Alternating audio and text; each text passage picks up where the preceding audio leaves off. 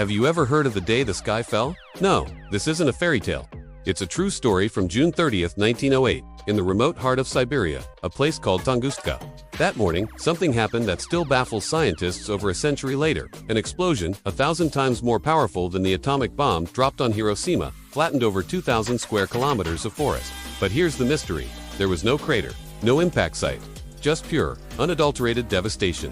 For years, the official story was a meteor or a comet fragment exploding in the atmosphere. It seems simple enough, right? But the stories told by the people who saw it, the eyewitnesses, paint a much stranger picture. Their accounts describe things that just don't fit the neat and tidy explanation of a space rock.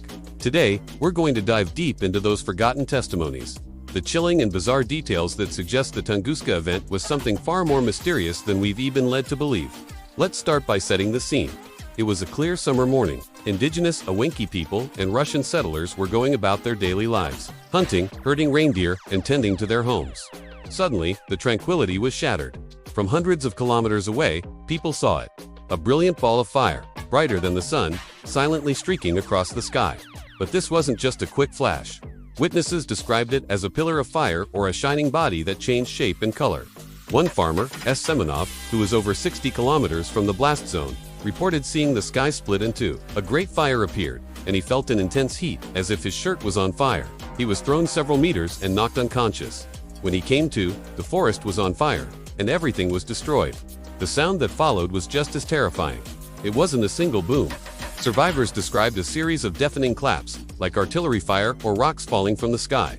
These sounds continued for minutes, accompanied by a tremendous shockwave that circled the earth twice. It knocked people off their feet, shattered windows, and caused buildings to shake hundreds of kilometers away. The Trans-Siberian Railway, nearly 600 kilometers to the south, had to halt operations because the rails were shaking so violently. Imagine a sound so powerful it feels like the end of the world. That's what they experienced. But the strangest part, many witnesses reported that the object they saw moving across the sky was completely silent. The terrifying sounds only came asterisk after asterisk the explosion. Now, let's get into the truly bizarre details. The things that make the simple meteor theory crumble. Several accounts mention the object maneuvering. One group of Evenki hunters claimed they saw the fireball make a sharp 90-degree turn before it exploded. Meteors don't do that.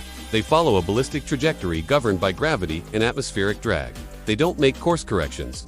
Another witness, a telegraph operator, reported that the object seemed to stop and then change direction. This suggests intelligent control, something far beyond a mindless piece of rock hurtling through space. These accounts have often been dismissed as unreliable, but when you have multiple, independent reports describing the same impossible maneuver, you have to start wondering. Then there are the lights. The nights following the explosion were anything but normal.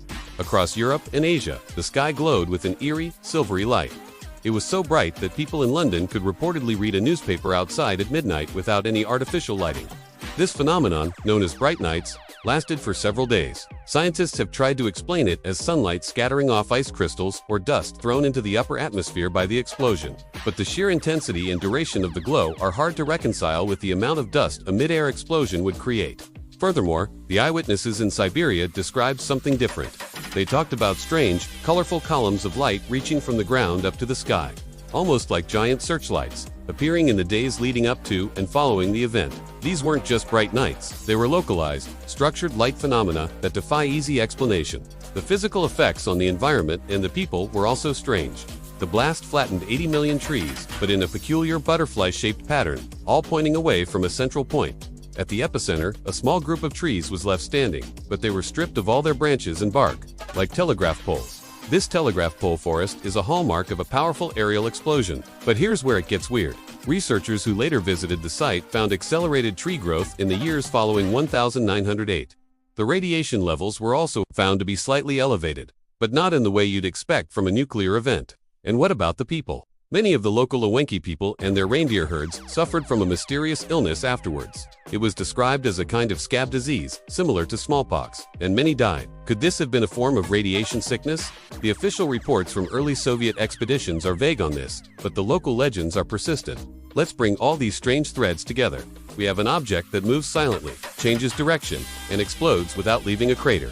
We have a series of deafening sounds that come after the visual event. We have bizarre, colorful light columns and unnaturally bright nights that last for days across continents. We have a strange pattern of destruction, accelerated plant growth, and a mysterious illness affecting the local population. When you put all this together, does it really sound like a simple comet or meteor? The eyewitness accounts push us to consider more unconventional theories. Some have proposed it was a small black hole passing through the Earth. Others suggest an encounter with a chunk of antimatter.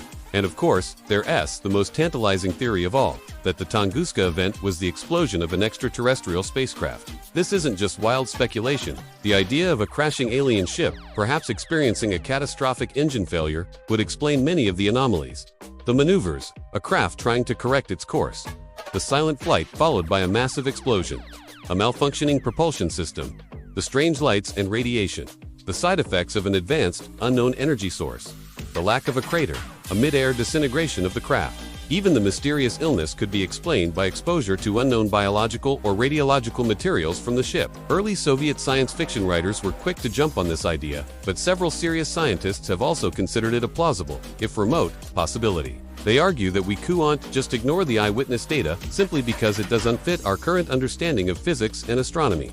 For decades, these stories were suppressed or ignored by mainstream science. The first real scientific expedition didn't reach the remote site until 1927, nearly 20 years after the event.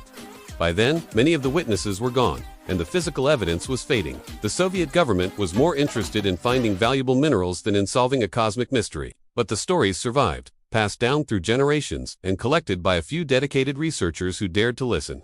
These accounts are a crucial piece of the puzzle. They are the human element in a story that has been dominated by geological and astronomical data. They remind us that what happened in Tunguska wasn't just a scientific anomaly. It was a terrifying, awe-inspiring, and profoundly strange event witnessed by real people. So, what really happened in the Siberian sky in 1908?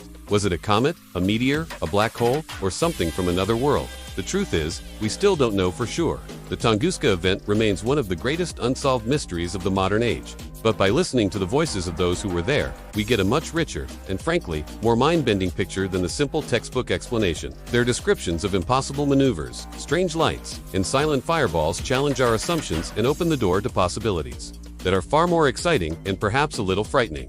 The story of Tunguska isn't just about a massive explosion. It is a testament to the enduring power of mystery and the importance of listening to every piece of evidence, especially the ones that don't fit.